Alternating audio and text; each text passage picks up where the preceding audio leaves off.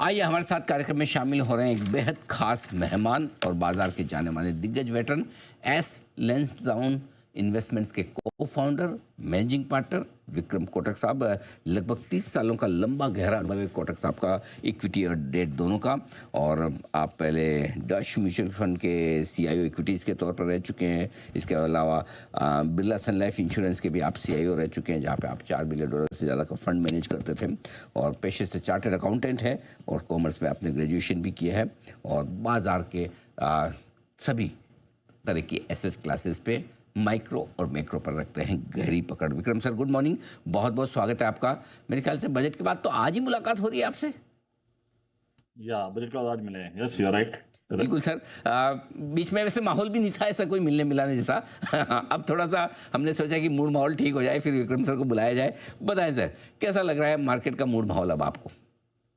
तो मार्केट का माहौल तो एक बार ये टेम्पररी सीज फायर के हिसाब से थोड़ा जो बाउंस बैक एक्सपेक्टेड था वो है।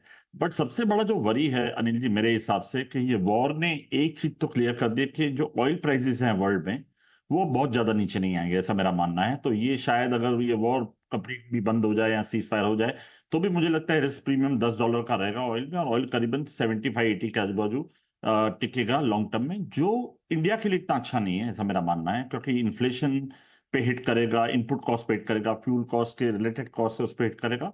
ऊपर से क्या हो रहा है कि अपनी करेंसी सबसे हार्ड हिट हुई है लास्ट 2 साल के अंदर। तो India is possibly among the last 10% of the worst currency performing market in the world. तो हमने काफी डिप्रिसिएशन देखा है, तो जिसका भी एक नेगेटिव इम्पैक्ट इंडिया की इनपुट कॉस्ट पे आएगा फाइनली। तो मेरा ये मानना है कि थोड़ा सा टाइम, भले तेजी थोड़ी दिख रही है, ग्रीनरी दिख रही है, बट ऐसा लग रहा है कि मार्केट कोई बड़ा भाग नहीं जाने वाला है और कुछ बड़ा मंदी भी नहीं लग रही है। तो मार्केट एक ब्रॉड रेंज में रहेगा ऐसा मेरा मानना है।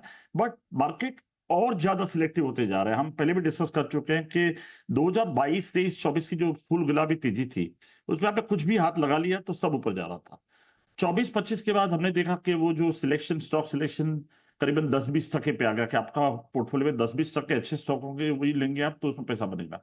अब वो जो 10-20% है मुझे लगता है 2 या 5% पे आ जाएगा। तो स्टॉक सिलेक्शन और सेक्टर सिलेक्शन बहुत ही क्रूशियल रहेगा। और मैं नहीं मानता हूं कि वॉर पूरा हो चुका है। मेरा ये मानना है कि अभी भी ये 3 पागल लोग बैठे हुए हैं ऊपर और वो अभी भी कोई भी खेला कर सकते हैं। और इसके बाद भी हमको ताइवान, चाइना है या क्यूबा है, बहुत सारी चीजें आएंगी रास्ते में।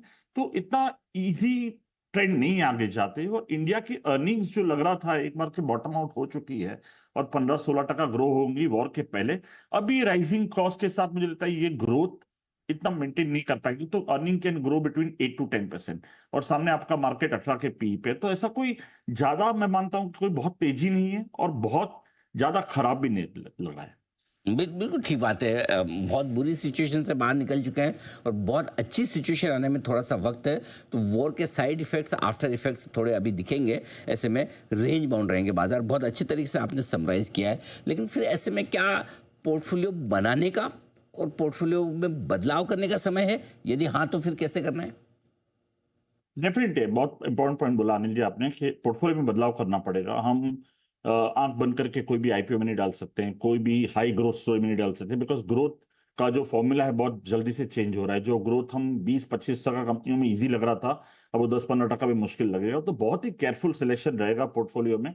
और बहुत ही दो चीजें देखनी है। एक तो जो जहां फ्यूचर मूव होगा, बिकॉज ये जो वॉर हुई है it's like nearly a third world war. इसके बाद जो क्या सेक्टर्स परफॉर्म करेंगे, कैसे कंट्रियां अपनी सिक्योरिटी देखेंगी। जैसे मैं इंडिया का देखता हूं, इंडिया को दो चीज करनी पड़ेगी। ऑयल सिक्योरिटी, हम हर टाइम बात करते हैं, हर टाइम क्रूड स्टॉक के ऊपर जाता है, सब लोग वेकअप हो जाते हैं कि ऑयल एनर्जी सिक्योरिटी चाहिए।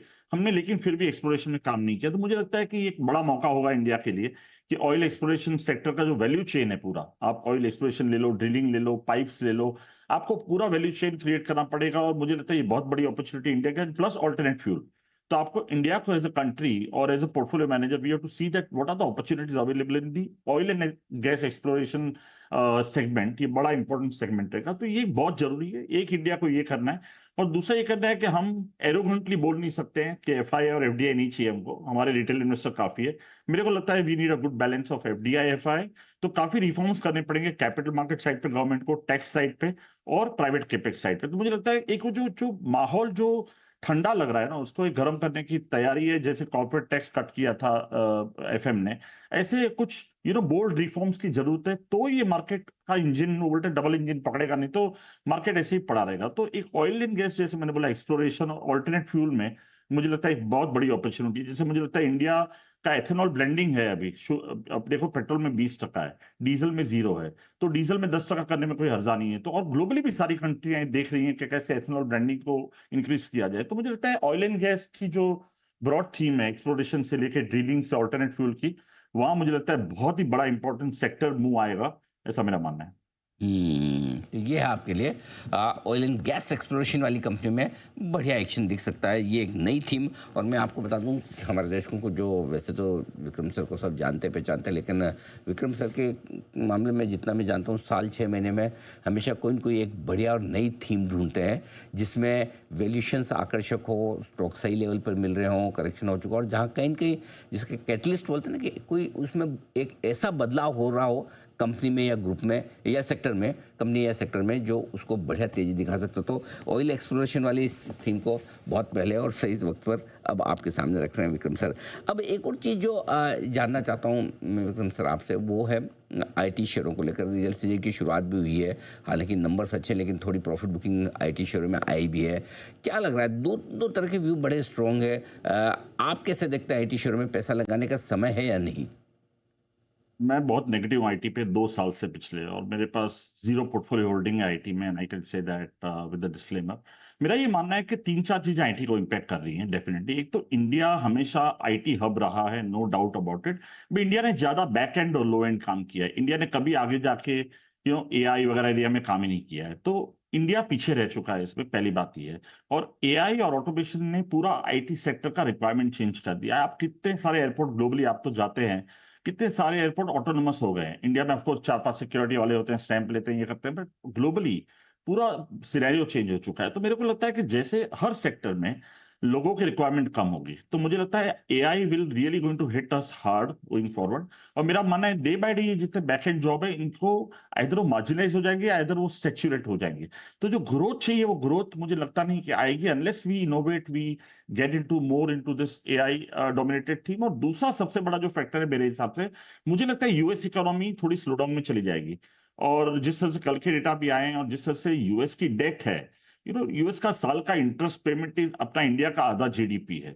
तो मेरे को लगता है कि यूएस स्लो डाउन में जाएगा, फर्स्ट टाइम मुझे लग रहा है, और यूएस 1-2 साल का स्लो डाउन करेगा, और जिसमें आईटी का बजट्स भी कट होंगे। तो मुझे लगता है आईटी सेक्टर भले रिजल्ट अच्छे आए हैं, कंपनीज बहुत अच्छी हैं, कॉर्पोरेट गवर्नेंस क्वालिटी बहुत अच्छी है, नेट कैश कंपनियां हैं, अच्छा डिविडेंड देती हैं, बट मेरा ये मानना है कि पैसा नहीं बनेगा।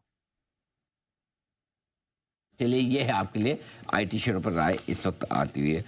विक्रम सर, बहुत बहुत धन्यवाद आपका, शुक्रिया समय देने के लिए और बाजार के डायरेक्शन पर विस्तार से बातचीत करने के लिए। जल्दी से आपसे फिर से मुलाकात होगी। आज के लिए बहुत बहुत शुक्रिया।